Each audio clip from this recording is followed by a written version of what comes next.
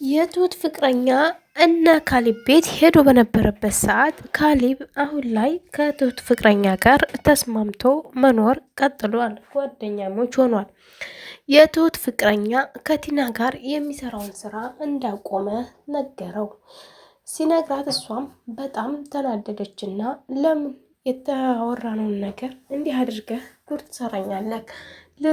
ልትረዳኝ እኮ ነው ስትለው እሱ እኔ ከካሊብ ጋር ጓደኛ ሆኛለሁ፣ ትሁትም እሱን እንደማታገባ ቃል ገብታልኛለች እና ምንም አይነት ነገር ከአንቺ ጋር ግንኙነት የለኝም ብሎ እንግዲህ ቲና በማለቃቀስ ላይ ትገኛለች። እንግዲህ የትሁት ፍቅረኛም ይሄን ነገር ካቆመ ቲና ኪሳራ ላይ ወደቀች ማለት ነው።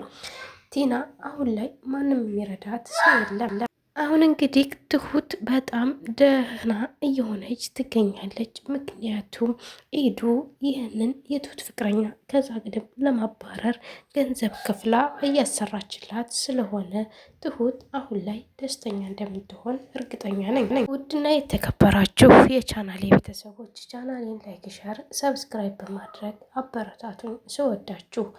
እንግዲህ ሽማግሌው ቲና መድኃኒት እንደጨመረችበት ሲያኩባያውን አፏን አፍኖ ሊያጠጣት ነበረ።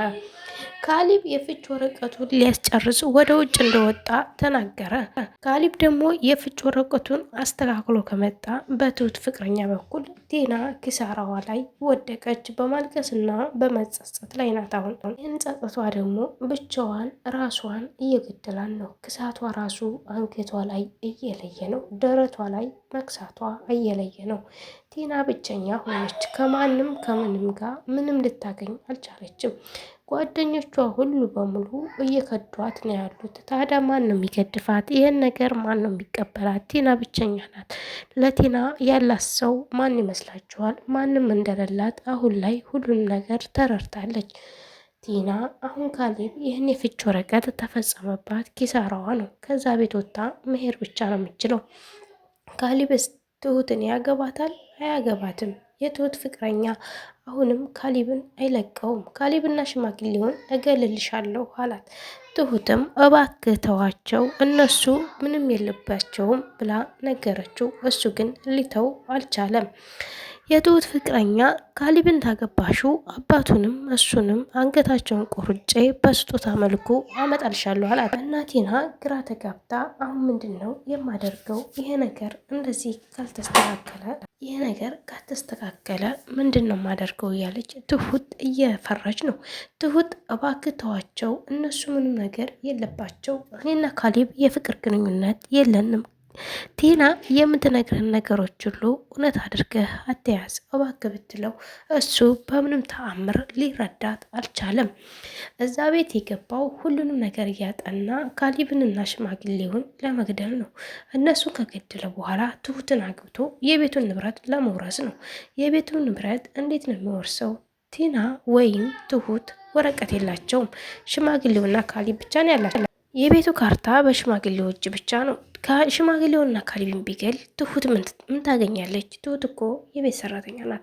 የቤት ሰራተኛ ደግሞ መውረስ አችልም፣ ገንዘቡ ለመንግስት ይገባል እንጂ ማለት ነው። ልጁ ግን አላስተዋለም። የህግ ጠበቃ ነች ብሎ እንግዲህ አሁን ላይ ቲና በጣም የከሰረችው ነገር እዚህ ጋ ነው። ምን እንደምታደርግ ከዚህ በኋላ አታውቅም። ትሁት ምን ላይ ናት? ትሁት አሁን ላይ በጣም ደስተኛ ናት። ኢዱ ከጎኗ ናት። የቤቱ ሰው በሞላ ከጎኗ ናቸው።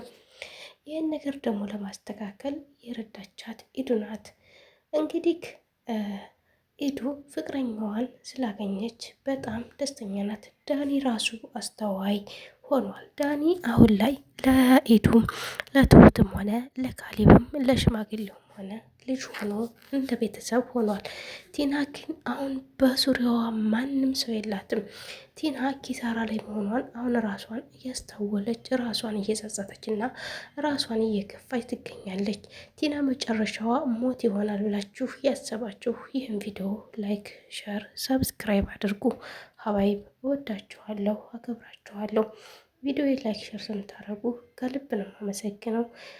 በቀላል እዚህ ጋር ስለዋራን መጨረሻውን ደግሞ ነገ ላይ እናወራለን። በቀጣይ ቪዲዮ ውስጥ የምንገናኝ። ባይ ባይ። ይመቻችሁ። ወዳችኋለሁ ቤተሰቦቼ፣ አከብራችኋለሁ። ሀገራችንንም ሰላም ያደርግልን።